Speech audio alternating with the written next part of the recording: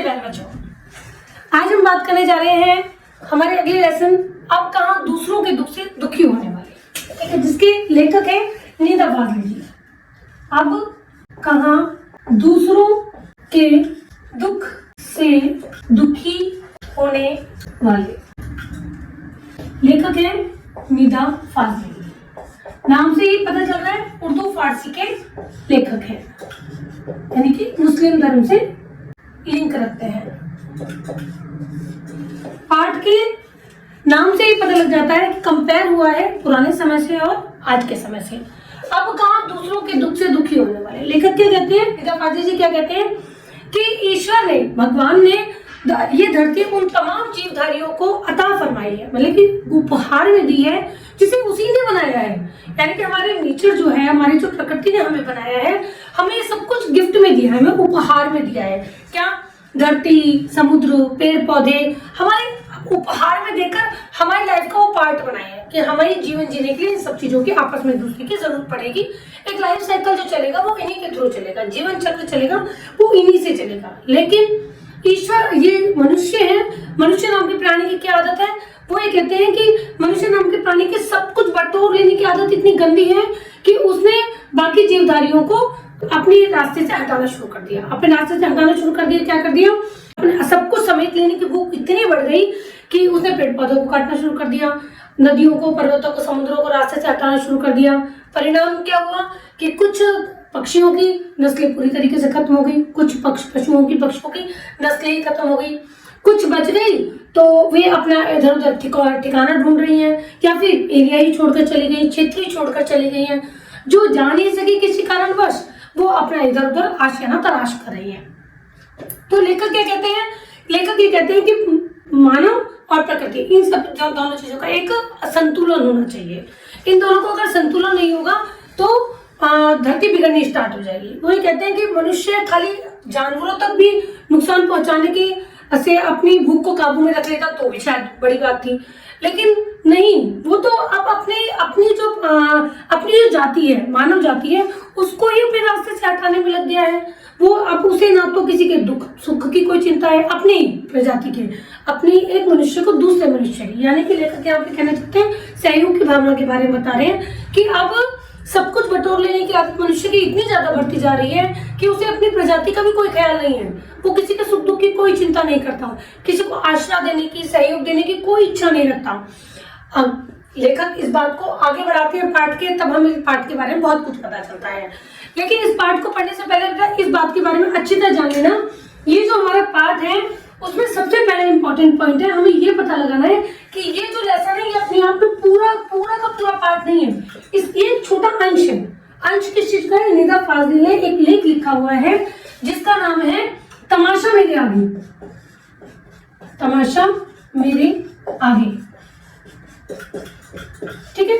ये उस लेख का एक छोटा सा अंश यहाँ पर लिया गया है। आप पाठ की जब स्टार्टिंग देखोगे तो आप देखोगे पाठ की स्टार्टिंग ठीक तरीके से हो रही है, लेकिन जब एंड होने को जाता है तो एक लाइन, दोहा लेखक ने बोला हुआ है, जिस दोहे को पढ़ने के बाद लगता है कि पाठ बहुत अजीब के तरीके से एंड हो गया है, समझ में नहीं आएगी कहानी कैसे खत्म हो गई है, क्योंकि वो एक अंश है, इसका एक अंश है, ठीक है। अब हमारे लिए जरूरी क्या चीज लेखक ने बोली है? जरूरी बोली है कंपेयर करते हो, तुलना करो कि पुराने टाइम में क्या हुआ करता था, आज के टाइम में क्या होता जा रहा है। पुराने टाइम में उसने बहुत सारे लोगों के एग्जाम्पल दिए, उन सारे एग्जाम्पल्स को आपको ध्यान रखना है। कौन कौन से एग्जाम्पल दिए? जैसे पहला उन्होंने एग्जाम्पल दिया सोलोमन का, ठीक है, सोलोमन। अब कहोगे सोलोमन कौन है? सोलोमन का नाम आप लोगों को याद रखना है। सोलोमन जो है वो बाइबल एक बुक है। बाइबल किसकी बुक है? ईसाई जो लोग हैं उनकी होली बुक है, उनकी पवित्र पुस्तक का नाम है। जैसे हमारे यहाँ पवित्र पुस्तक का नाम श्रीमद् भागवत गीता है, ठीक है। तो इनकी जो बाइबल है ये इनकी होली बुक है। उसमें एक कैरेक्टर है, उसमें एक चरित्र है सोलोमन। उन्होंने कहा है कि यही कुरान के अंदर, कुरान मुस्लिम्स की होली बुक है, उसी के अंदर इस कैरेक्टर का नाम क्या है? सुलेमान। ये दोनों सेम है, लेकिन बस अंदर क्या है? बुक्स का नाम अलग है। जो बाइबल बुक पढ़ोगे तो उसके अंदर सोलोमन है, कुरान बुक पढ़ोगे तो उसके अंदर ये सुलेमान है। क्या कहना चाह रहे हैं इसके बारे में? उसके बारे में वो ये कहना चाह रहे हैं कि 1025 ईसा पूर्व की बात है। 1025 ईस्वी में, ईसा पूर्व, क्या कहते हैं, एक बादशाह हुआ करते थे सुलेमान नाम के। ठीक है। स्वयं नाम के जो बादशाह हुआ करते वो क्या थे, वो केवल मानव जाति के राजा नहीं थे, बल्कि वो कहते हैं कि वो पशु पक्षियों के भी हाकिम थे। हाकिम का मतलब गुरु होता है। पशु पक्षियों के भी हाकिम थे। क्यों थे? क्योंकि वो उनकी भाषाएं जानते थे। एक बार की बात है, वो अपने लश्कर के साथ, लश्कर का मतलब अपनी सेना के साथ, अपने समूह के साथ पूरे का पूरा, ठीक है, उनके साथ कहीं जा रहे होते हैं। उनके जब घोड़ों की टाप कहते हैं घोड़ों की कदमों की आवाज, घोड़ों की कदमों की आवाजों को सुनने के बाद चींटियां अपने बिल में से निकल रही होती हैं। चींटियां भी कहीं जा रही होती हैं। तो एक चींटी जो आगे चल रही होती है वो कहती है चलो चलो चलो जल्दी चलो, अपने बिलों में वापस चलते हैं कि क्या होगा, क्योंकि हम उनके पैरों के नीचे आकर दबकर मर जाएंगे। तो चलो चलो जल्दी वापस बिलों में चलते हैं। उन्होंने उनकी आवाज को सुलेमान ने पहचान लिया, जान लिया, समझ लिया, क्योंकि वो पशु पक्षियों की भाषा को जानते थे।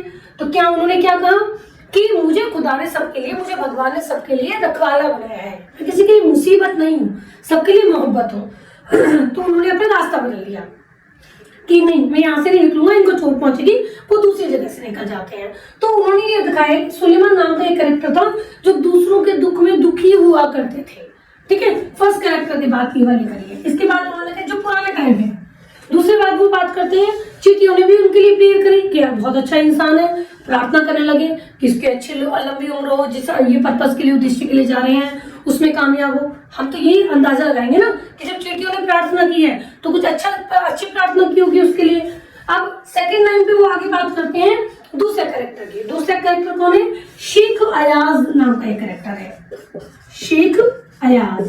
वो कहते हैं ये कौन है? ये सिंधी भाषा के महाकवि हैं। ठीक है, हमारे लिए जाना जरूरी है क्योंकि पाठ के अंदर ही लिखा हुआ है सिंधी भाषा के महाकवि। तो हो सकता है एक नंबर में कोई क्वेश्चन बन के आ जाए।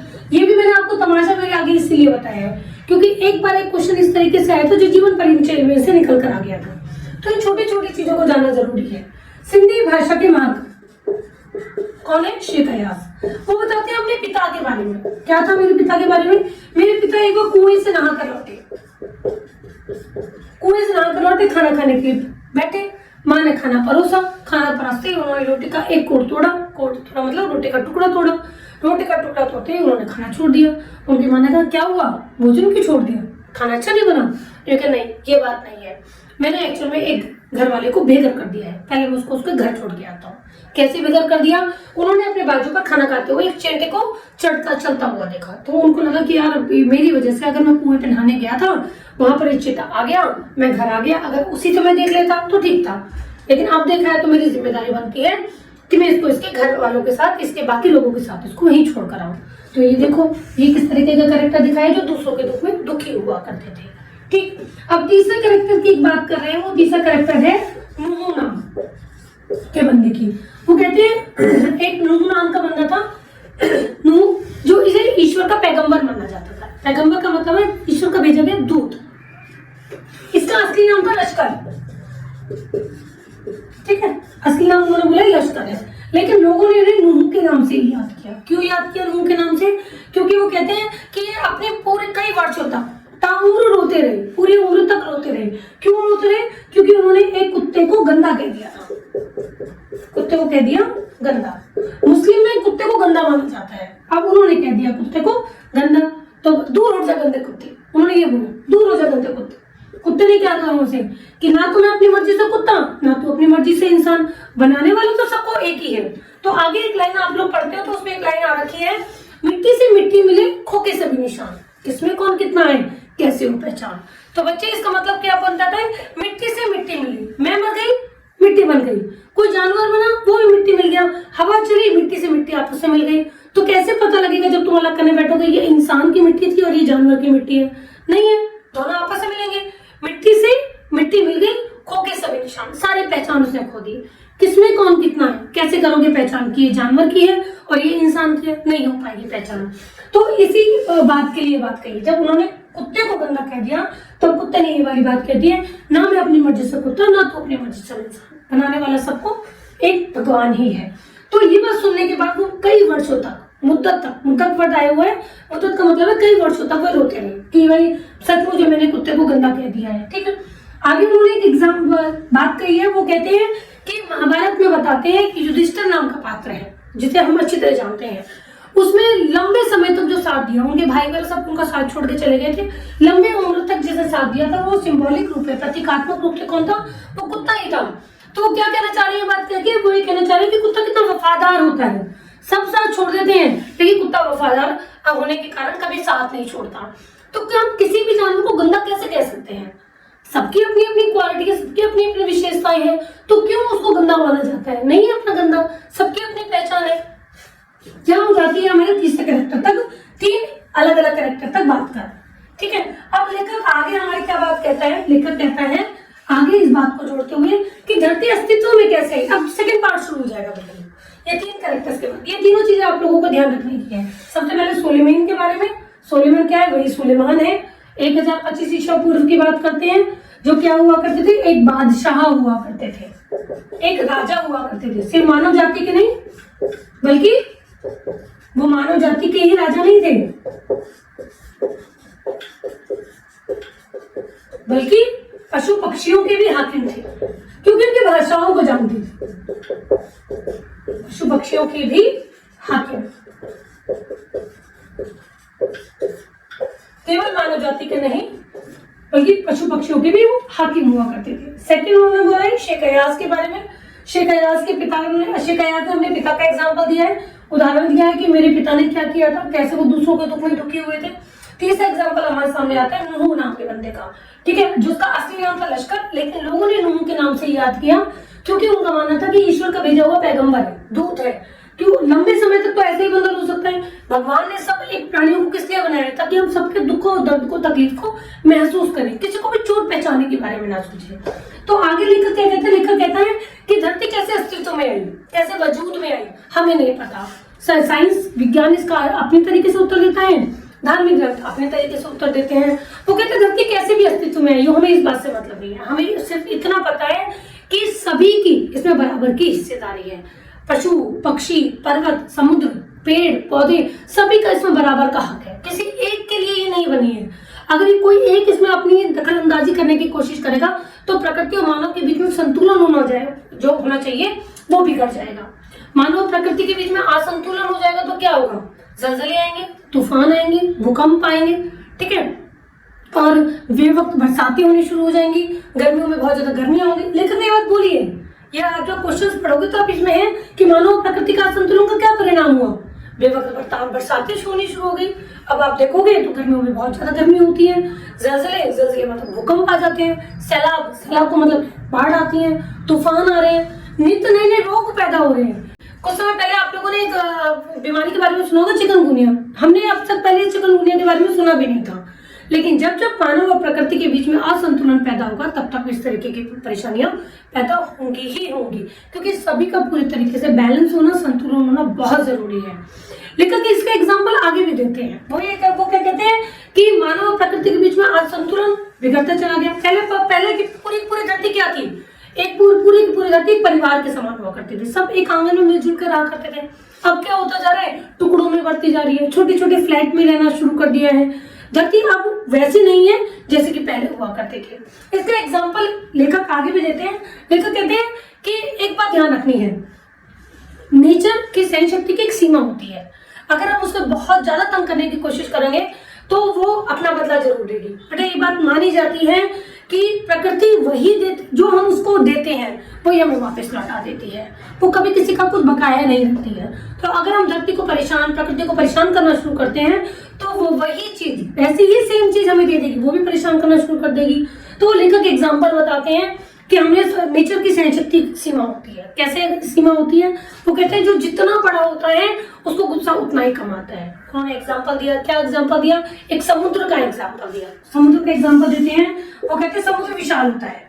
हाँ बिल्कुल, समुद्र विशाल होता है, लेकिन इसकी सहनशक्ति की एक सीमा थी। लोगों ने क्या करा? बिल्डर्स ने क्या करा? बिल्डिंग बनाने वालों ने या लोगों ने क्या करा? इसको सिमेटना शुरू कर दिया, इसको छोटा छोटा। अगर ये इतने विशाल रूप में था तो पहले क्या किया? इसके इतने हिस्से पे मिट्टी डाल दी।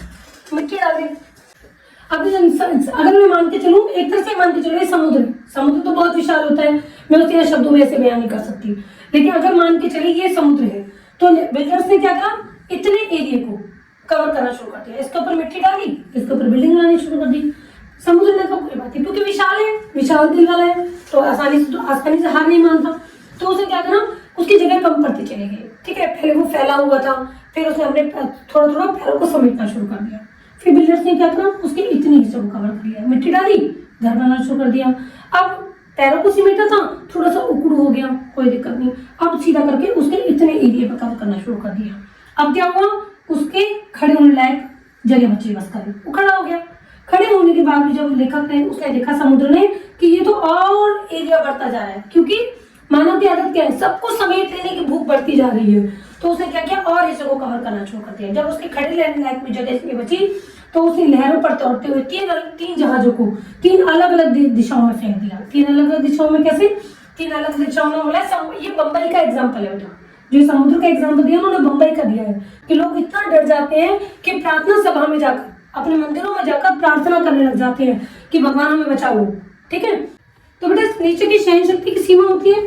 समुद्र आया, समुद्र को क्या करा, कवर करना शुरू कर दिया बिल्डर्स ने, घर बनाना शुरू कर दिया। गुस्सा आया, समुद्र के जब खड़े रहने लायक भी जगह नहीं बचेगी तो सीधी सी बात है गुस्सा आएगा। तो उन्होंने लाइन यही बोली है कि समुद्र जितना विशाल, जो व्यक्ति जो जितना विशाल होता है उसको गुस्सा कम आता है, लेकिन जब आता है तो उसको रोकना मुश्किल हो जाता है। तो समुद्र के लिए ये उदाहरण दिया उन्होंने कि जब उसका गुस्सा आया तो उसको रोकना मुश्किल हो गया। उसने क्या किया, अपने लहरों पे दौड़ते हुए 3 जहाजों को 3 अलग अलग दिशाओं में गिरे।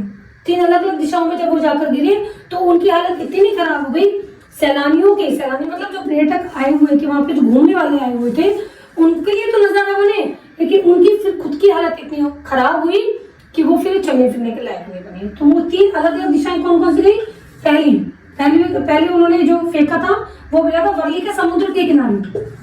वर्ली एक जगह का नाम है, ठीक है, वर्ली के समुद्र के किनारे जाके गिरा। क्या, पहला जहाज, ठीक है। दूसरा बांद्रा में जाके गिरा, कार्टर रोड के सामने, बांद्रा में कार्टर रोड के सामने। तीसरा कहां जाके गिरा, तीसरा जाके गिरा गेटवे ऑफ इंडिया। ठीक, क्योंकि गुस्सा इतना विशाल आया था, गुस्सा इतना ज्यादा आया था कि इतनी तेज उठा के फेंका। क्योंकि देखो एक बात की बात समझने की भी है, जब समुद्र में लहर आएगी, बहुत तेज लहर उठेगी, तो जितना एरिया ज्यादा होगा उसका एरिया इतना है, लहर यहाँ से उठनी शुरू हुई तो यहाँ पर आने के बाद खत्म हो जाएगी। लेकिन जो चीज उठी ही यहाँ से है, जितनी तेज उठेगी यहाँ पर उठते होते तो कहाँ जाएगी, आगे तो बिल्डिंग बनी हुई है, बिल्डिंग को ही गिराएगी वो। अब उसने लहरों पे दौड़ते हुए 3 जहाजों को 3 अलग अलग दिशाओं में जाके फेंक दिया। तो अब वो लेखक क्या कहना चाह रहे हैं, आज के टाइम से कंपेयर कर रहे हैं, तुलना कर रहे हैं कि पहले के टाइम का तुलना देखो, आज के टाइम में क्या हो रहा है, आज के टाइम में ये हो रही है, आदमी सब कुछ अपना समेट लेना चाहता है। ठीक है, आगे लेखक कहते हैं कि अब मैं अपनी माँ का भी एग्जाम्पल आप लोगों को देना जरूर चाहूंगा कि मेरी माँ कैसी थी। मेरी माँ दूसरों के दुखों में दुखी हुआ करती थी। कैसे दुखी हुआ करती थी, एक बार की बात है, हमारे घर में क्या हुआ था, एक कबूतर ने घोंसला बना लिया था। उस कबूतर के घोंसले में 2 अंडे थे, उनमें से एक अंडे को बिल्ली ने तोड़ दिया, बिल्ली खा गई। तो अब बिल्ली खाई, बिल्ली ने तोड़ दिया, एक अंडा खत्म हो गया। दूसरे अंडे को भाई माँ को लगा कि ऐसा ना हो दूसरा अंडा भी खत्म हो जाए, तो माँ ने उसे स्टूल पर चढ़ के बचाने की कोशिश की, लेकिन क्या हुआ, वो उनके हाथ से छूट गया, गिर गया। अब माँ को दुख हुआ, माँ ने देखा कि कबूतरों की आंखों में दुख है, तो उनके दुख को देखकर मेरी माँ की आंखों में भी आंसू आने लगे।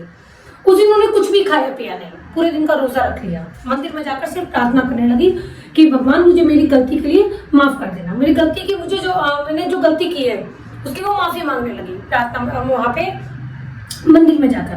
ठीक है, तो लेखक कहते हैं कि अब लेकिन वो माँ नहीं है, अब जो दूसरों के दुख में थी, दुखी हुआ करती थी। मेरी माँ और भी क्या कहती थी, क्योंकि मेरी माँ कहती थी कि शाम जब हो जाती है तो शाम के समय पे पेड़ों के पत्ते नहीं तोड़ने चाहिए, पेड़ बददुआ देते हैं, पेड़ रोते हैं। ठीक है, अगर दिया बत्ती का समय होता है, जैसे सांझ ढल जाती है, जब दिन छिप जाता है, तो उस टाइम में फूलों को नहीं तोड़ना चाहिए, फिर फूल बददुआ देते हैं। तो लोग पहले के इतना सोचा करते थे प्रकृति के बारे में, लेकिन आज क्या है, आज वो चीज नहीं है। वो ये कहा करते थे कि जानवरों को मत सताया करो। ठीक है, स्पेशली वो कहती थी कबूतरों को मत सताया करो। अब वो अपने खुदा को बहुत प्यारे हैं, उन्होंने तो उन्हें स्पेशल अपनी जगह भी दे रखी है, अपने ही एरिया के अंदर, अपने ही हजरत मोहम्मद ने अपनी नीली गुंबद में उन्हें जगह दे रखी है बैठने के लिए, घोंसला बनाने के लिए, क्योंकि उनको अजीज है ना। तो वो कहते हैं कि जानवरों को मत सताया करो, लेकिन वो कहते हैं कि आज के समय में अगर बात करें तो ये सब हमें देखने के लिए नहीं मिलेगा। लेकिन कहता है कि एक तरफ मेरी माँ थी, मेरा घर जो था पहले ग्वालियर में था, ठीक है, जहां पर दूर दूर तक पहले क्या था, जंगल था, परिंदे थे, पशु पक्षी नजर आया करते थे, पेड़ पौधे नजर आया करते थे। लेकिन आज मेरा घर कहाँ पे है, मुंबई में बरसोवा में मेरा घर है। पहले यहाँ पर भी जब मैं यहाँ से यहाँ पहुंचा करता था मेरे घर में, तो वहां पर दूर दूर तक जंगल दिखाई दिया करता था, समुद्र दिखाई दिया करता था, पेड़ पौधे दिखाई दिया करते थे। लेकिन आज अगर देखोगे उस जगह पर बरसोवा में क्या देखोगे, जगह जगह बस्तियां बन गई है, पेड़ पक्षियों के उनके ठिकाने उनसे छूट गए हैं, सभी इधर उधर चले गए हैं, सबने जो नहीं जा सके उन्होंने पक्षियों ने इधर उधर डेरा डाल दिया है। उनमें से एक जोड़े ने क्या किया, एक जोड़े ने मेरे फ्लैट के मचान में भी अपना घोंसला बना लिया, ठीक है। अब फ्लैट में घोंसला बनाएंगे तो क्या करेंगे, जब कबूतर घर के अंदर आएंगे घोंसला बनाएंगे तो क्या होगा, छोटी मोटी चीजों को भी परेशान करेंगे, गंदगी भी फैलाने शुरू करोगे। लेकिन मेरी वाइफ ने क्या किया, परेशान होने के बाद, उस घोंसलों से परेशान होने के बाद उसने उस क्षेत्र में, उस फ्लैट के बाहर जाली लगवा दी ताकि वो कबूतर अंदर ना आ सके, ठीक है। अंदर आएंगे तो क्या होगा भाई, पहले के टाइम में अगर लेखक, मैं पहले के टाइम से साथ साथ कंपेयर करना चाह रही हूँ। पहले लेखक कहता है कि हमारे मकान में रोशनदान था, रोशनी आती थी जिसमें से बरामदे में, उसमें कबूतरों ने घोंसले बनाए, तो इसका मतलब रोशनी नहीं आ पाएगी ना। लेकिन मेरी माँ ने कुछ नहीं किया, मेरी माँ ने खाली अंडों को बचाने की कोशिश की। लेकिन आज की अगर बात करूं तो मेरे घर में ऐसा कुछ नहीं है कि रोशनी नहीं आएगी, मचान में घोंसले बनाए, एक तरफ रखे रहेंगे। लेकिन मेरी बीवी ने वहां पर जाली लगवा दी, पत्नी ने वहां जाली लगवा दी, क्योंकि वो आते थे तो अपने बच्चों को खिलाने पिलाने की जिम्मेदारी तो बड़े कबूतरों की होगी ना। वो खिलाने पिलाने के 10 बार चक्कर काटा करते थे, 20 बार चक्कर काटा करते थे, खिलाया पिलाया करते थे। तो इस चक्कर में क्या होता था, वो लाइब्रेरी में घुस जाया करते थे। लाइब्रेरी में घुसने के बाद अलग अलग किताबें रखी रहा करती थी वहां पर, उन किताबों को गंदा कर दिया करते थे। तो इन सब परेशानियों से परेशान होकर मेरी पत्नी तो वहां पर फ्लैट में ही जाली लगवा दी, उनके आने जाने के रास्ते, उनकी खिड़की जो थी उसको बंद करा दिया, क्योंकि अब उनके दुखों को समझने वाला कोई नहीं है। जबकि मेरी माँ की अगर बात करोगे तो मेरी माँ दूसरों के दुखों में इतनी दुखी हुआ करती थी, जानवरों के लिए इतनी दुखी हुआ करती थी, उसे रोजा तक रख लिया था, पूरे दिन कुछ भी नहीं खाया पिया। लेकिन आज मेरी पत्नी की बात करें तो आज लोगों की दिमाग की मेंटेलिटी चेंज हो चुकी है, मानसिक शक्ति, मानसिक जो विचार है वो चेंज हो चुके हैं। अब वो सिर्फ अपने बारे में सोचते हैं, उन दूसरों के से कोई मतलब नहीं है। अब यहाँ पर आप देखोगे पाठ का एंड यहीं पर ही हो जाता है ना, कि भाई यहाँ एक तरफ ऐसा हुआ करता था और आज के समय में अब एक लाइन आई हुई है, उसके अंदर पाठ के अंदर एक लास्ट बीच में 2 लाइनें आती हैं, 2 दोहे आए हुए हैं। एक तो मैंने आपको बताया था मिट्टी से मिट्टी मिले खो के सभी निशान, तो वो तो आपका क्या हुआ था, वो आपका और जो कुत्ता है उससे रिलेवेंट हो गया था, ठीक है। आगे 2 दोहे और भी आ रहे हैं जो पाठ से वैसे लिंक नहीं आ रही है, वो लिंक हो रहे हैं कर्म ही पूजा है, इससे लिंक होके चल रहे हैं कि हमें अपने कर्मों का ध्यान रखना चाहिए, अपने कर्मों को सुधारने की कोशिश करनी चाहिए। हमारे कर्म अगर अच्छे हैं तो बाकी सब कुछ अच्छा होता जाएगा।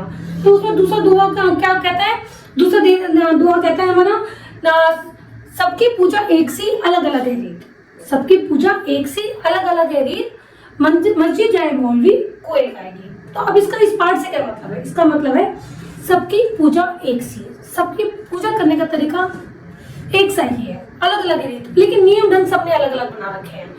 मस्जिद मौलवी जो गया मस्जिद में जाके पूजा कर रहे हैं, वो अपने तरीके से पूरा लग रहा है कि मस्जिद में जाके मेरी पूजा हो सकेगी। लेकिन कोयल जो गीत गा रही है वो भी उसकी पूजा ही है। वो उसकी पूजा कैसी है, वो अपने मीठे गीत गाकर लोगों को खुश कर रही है, वो कहते हैं अपने कर्मों के द्वारा मुझे लोगों को खुश करना है, तो उसका अपना तरीका है, ठीक है। तो सबका अलग अलग तरीका होता है, लेकिन अपने कर्मों को ही अपनी पूजा मानकर आगे बढ़ा जाता है। आगे लेखक क्या बात कहते हैं, एक दुआ और लेखक ने कहा है, एक दुआ हमारे सामने हो गया मिट्टी से मिट्टी बोले, दूसरा हमारा देखा हो गया कर्म की पूजा का, मैंने बताया।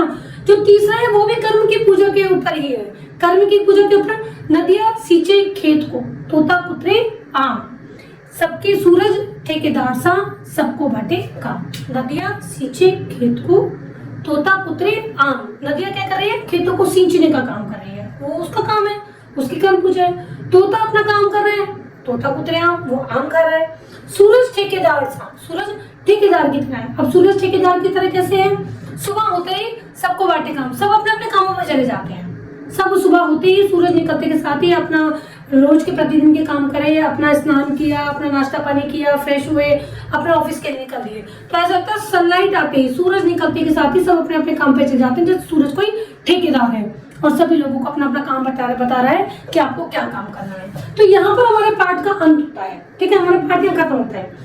पाठ का अंत अलग तरीके से हो रहा है बिल्कुल, क्योंकि लेसन है अब कहाँ दूसरों के दुख से दुखी होने वाली, लेकिन ये एक पार्ट है, एक भाग है, छोटा भाग, किसका? तमाशा मेरे आगे का, ठीक है। इसलिए पार्ट अलग तरीके से एंड होता है इसका पार्ट का, आपको ये लगेगा। अब हम हमारे पास सामने क्वेश्चन किस किस तरीके से बन कराएंगे, इसी स्टोरी में पूरी की पूरी। अच्छा, मैंने यहाँ पे लिखा था गेट ऑफ इंडिया, गेट वे है बेटा ये, ठीक है, गेट वे ऑफ इंडिया। और ये वर्सोवा नहीं है, वर्सोवा है। एक नंबर के क्वेश्चन में कभी वर्सोवा और वर्सोवा दोनों आ जाए, वर्सोवा है, ठीक है। अब आगे आप लोगों को ध्यान रखने की चीज क्या है, सबसे पहले आपके सामने एग्जांपल आ जाएंगे, किन किन लोगों के एग्जांपल दिए हैं उसने अपने समय के। तो ये आपका होगा सुलेमान का एग्जांपल हो गया, या सुलेमान का एग्जांपल हो गया, इसके बाद शेख अयाज के पिता का हो गया, इसके बाद नूह का हो गया, ठीक है। दूसरा क्वेश्चन हमारे सामने क्या बन के आ सकता है कि नूह को किस नाम से याद करते हैं? लश्कर के नाम से याद करते हैं। एक बार उन्होंने क्या कहा था, कुत्ते को गंदा कह दिया था, तो कुत्ता गंदा कहने के बाद क्या हुआ, कई वर्षों तक वो रोते रहे। क्यों रोते रहे? क्योंकि कुत्ते ने उनसे क्या कहा था, ना मैं अपनी मर्जी से कुत्ता, ना तो अपनी मर्जी से इंसान, ठीक है। तो इसके बाद तीसरा हमारे पास क्वेश्चन आता है कि मानव और प्रकृति का असंतुलन के क्या परिणाम हुए। ये मैंने आप लोगों को बता दिया। ये आप लोगों का इसे पढ़ने के बाद पूरा का पूरा ऐसा रिवाइज हो जाएगा। अब आपको दोबारा से कुछ भी करने की जरूरत नहीं है, ये पढ़ने के बाद आपको पता लग जाएगा कि किस क्वेश्चन का आंसर क्या क्या बन सकता है। और उन्होंने क्या बोला है कि मानव और प्रकृति का असंतुलन का क्या परिणाम हुआ। मानव और प्रकृति का असंतुलन का परिणाम क्या हुआ, बेवक्त बरसातें हुई, जलजले आए, तूफान आए, सैलाब आए, गर्मियों में अत्यधिक गर्मी होने लगी, नित नए रोग पैदा होने लगे। ये मानव और प्रकृति के असंतुलन के परिणाम है। अब मुझे इस क्वेश्चन का आंसर लिखना हो, ऐसे लिखने की बजाय मैं क्या करूंगी, मैं पॉइंट्स में लिखूंगी ताकि मेरा क्वेश्चन प्रभावित करे एग्जामिनर को। मानव और प्रकृति के असंतुलन के निम्नलिखित परिणाम हुए। पहला, नंबर 1 क्या कहूंगी, बेवक्त बरसातें आनी शुरू हुई। नंबर 2, अब गर्मियों में अत्यधिक गर्मी पड़ने लगी। नंबर 3, जलजले आने शुरू हो गए। नंबर 4, सैलाब आने शुरू हुए। जलजले के साथ भूकंप लिखोगे तो भी ठीक है, सैलाब आने शुरू हो गए, तूफान आने शुरू हो गए, सैलाब से क्या मतलब है, बाढ़ आनी शुरू हो गई, ठीक है। और नंबर 5 में मैं क्या कर दूंगी, नित्य नए रोग पैदा होने लगे, ठीक। तो ये मानव और प्रकृति के असंतुलन के परिणाम हुए। अब आगे क्या होगा, समुद्र की सहन शक्ति की सीमा होती है, इसका एक उदाहरण बताइए। इसका उदाहरण बता दिया।